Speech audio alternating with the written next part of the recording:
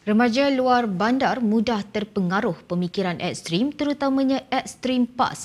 Itu tegas seorang pemerhati mengulas kenyataan pengarah Pusat Serantau Asia Tenggara bagi mencegah keganasan atau siasat Datin Paduka Nur Ashikin Muhammad Taib berhubung golongan muda yang semakin menjadi sasaran kumpulan ekstremis untuk dipengaruhi dan direkrut pada masa kini.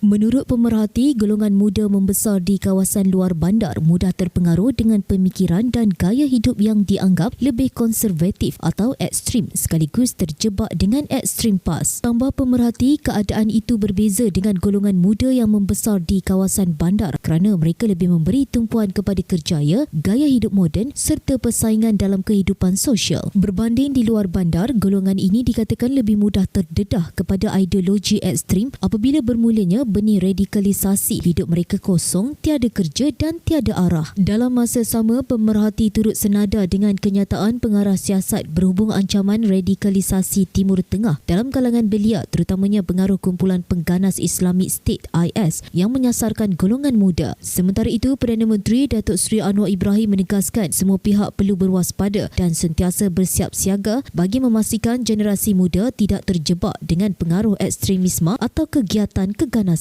Anwar berkata perkara itu perlu diberi perhatian serius kerana ia boleh memberi kesan negatif kepada pembentukan pemikiran dan nilai generasi muda pada masa hadapan.